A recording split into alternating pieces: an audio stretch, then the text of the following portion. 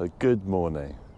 We're up on Solsbury Hill today, which is very near my home. And today I wanted to talk to you about sunrises, getting the right settings, getting the right setup for sunrises, and organising your time in order to get the best out of the sunrise. So first of all, with the beauty of England, you never quite know what you're going to get. It's difficult. You might get up in the morning, you might really struggle to wake up, and then all you get is what I call a fizzle. You just get a load of cloud, and basically nothing happens.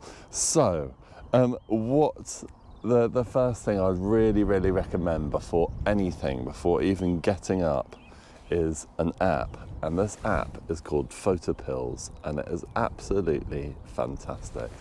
So this app allows you to plan when the sun is going to come up.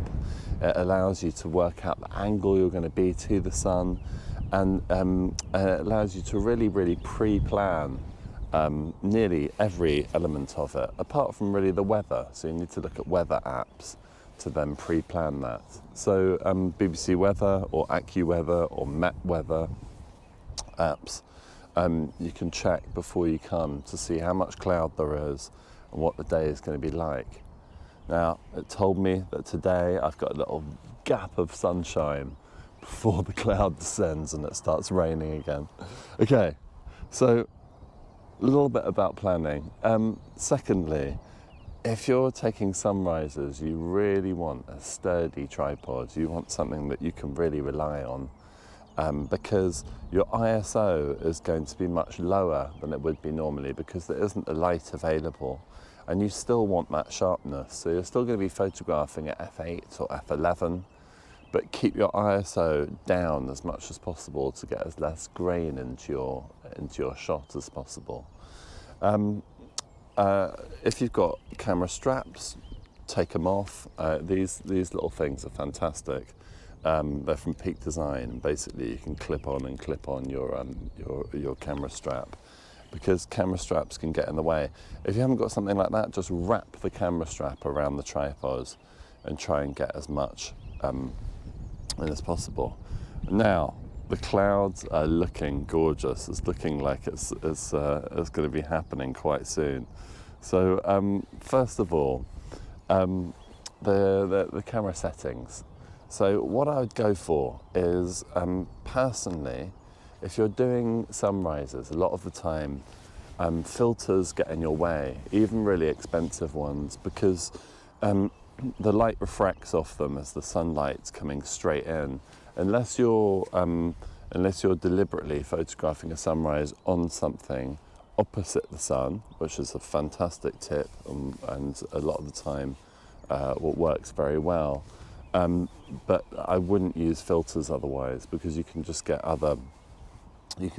lens flare, you can get ghosting, you can get all kinds of things kind of interrupting your view. So I'd use as little filters as possible, and just use the lens itself. So if you've got a UV filter on, I often put a UV filter on my camera. Now, this is something that lots of people are in disagreement about, because lots of people feel that you should never use these things. Well, I've got a relatively kind of mid-range UV filter on this, and it's never ever given me a problem. But the one time it might give me a bit of an issue is doing this when I'm photographing directly into the sun.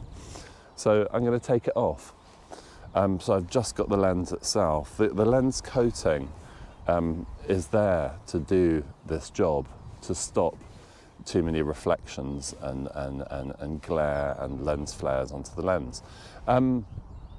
Also, if you've got a hood, it's a good time to use it. But don't worry if you don't. I find a lot of the time that the best hood is just the hand. I shade my camera a lot with my hands or with my arms just kind of stretched out, and I find it works better than a hood most of the time.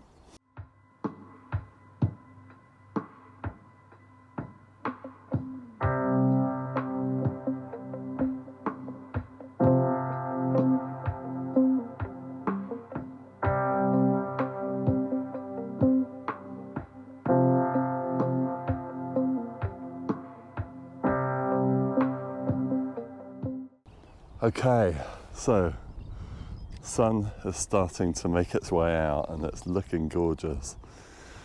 Not sure if we're going to get any colours today, but this is one other thing about sunrises, especially on cloudy, moody days like this in March. I would embrace the contrast. Those darks and lights are so important. Loving the kind of layers of mist in the valley and just getting that kind of feeling of depth in the shot. If you can't get your land to be exposed enough, then don't worry.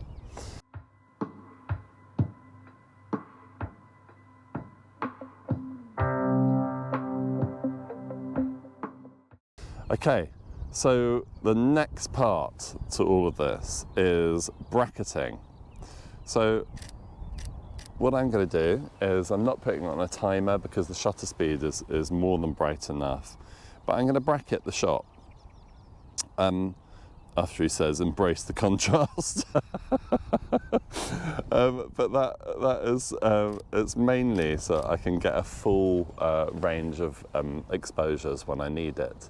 So I'm trying to expose mainly for the sky, because the sky is what I'm really focusing on at the moment. There's some beautiful colours, but you may want to expose for the ground as well. So if you set your camera to a bracket of 3, then what you'll be able to do is you will be able to expose for the ground, and you'll be able to do a couple of exposures for the sky as well. Now, if you haven't got bracketing, the easiest way to do this, okay, at the moment I've got it on aperture priority. What I can do is put it on fully manual.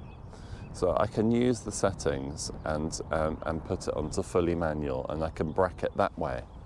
So I'm just going to show you this on the back of the camera as this beautiful sun is rising. Okay, so here we are at the back of the camera. So the first thing is I've set up my button for bracketing here, so that's 3 exposures there. So I can just literally take my point of focus and just go 1, 2, 3. Now those exposures will come out differently automatically. Right. So if we don't have bracketing, so if you just take off that bracketing to show you, first thing to do is to work on the settings I've already got here. So F11 200th of a second. So I go into manual, I've got F11, I need to get it to 200th of a second. Okay, so that was the first meter reading that I had. So what I can do here is literally just take a shot on manual, F11 200. Then if I want to darken that sky, I can go down to 320 and take another shot. And then if I want to lighten that sky some more, I can go to 100th. Now this is a really, really good way to bracket. Now look, the sun's coming out, the sun is rising. It's fantastic, loving it. So now, this is partly why we're behind the back of the camera as well. Experiment with as many focal ranges as you can as the sun's rising. So go into, make sure you've got that green square on your autofocus. Go in as wide as you can. I'm using a 24 to 200, and then go mid-range. Beautiful.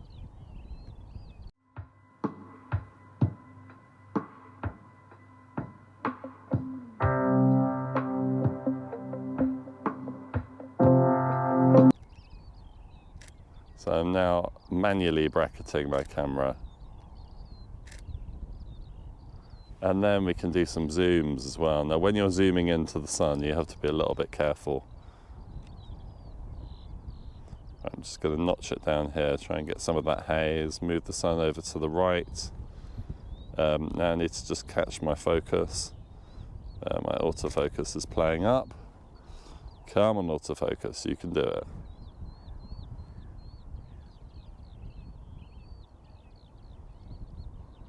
Okay, there we go. Right, so one exposure, then probably going to take that down, so my sky isn't too badly exposed. Take it down again, and then I'm going to take it up as well, just in case I can get some of those landscape elements. And now I'm just going to expose for the landscape. Okay.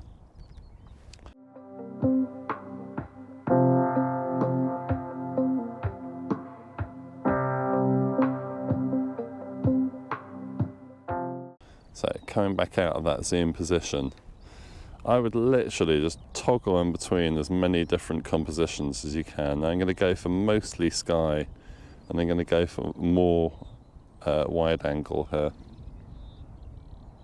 Get the focus, and again, I'm going to bracket, but I'm bracketing manually. Now, the other thing about bracketing manually like this is it allows you to get exactly the right exposures rather than just one stop apart. You could do several stops apart. And when you've got extreme exposure like this, it's quite important to do this. Now, as the sun starts to rise, once it's past that first initial spot of effectively, from your viewpoint, a few centimetres off the horizon, don't know how else to say it, the first few minutes, it is then quite difficult to take a shot. And that is because of exposure. When I take a shot now, as opposed to a few seconds ago, you'll see, especially if I zoom in, that the whole area is quite bleached and overexposed by the sun. It's quite difficult to get a shot. So one of the most important things is speed as you are doing that, that sunrise.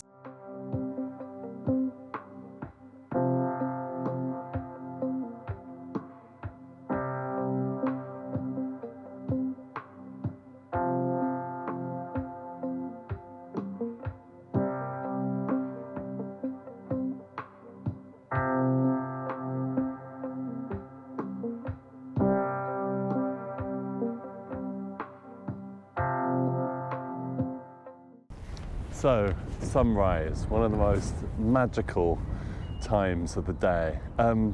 So, it's all about planning, getting it set up, using that photopills app, using the weather apps. Then it's about getting your composition, and really kind of most importantly is using your gut. But whilst you're using your gut, there are so many different settings you need to remember. So first of all, we're trying to shoot as sharply as possible, so kind of f8 to f11, trying to have your ISO down as low as possible, but if you've got wind, you've got to remember to bring that ISO up so you get faster shutter speed for the reciprocal rule. And then it's zooming in, zooming out, trying different compositions, manually bracketing using manual, and then once you've got enough available light, going handheld and really exploring the scene and textures around you with that beautiful sunrise and the light that it provides. So I hope you found this video useful. Please like and subscribe, and I'll see you on the next video. Bye for now.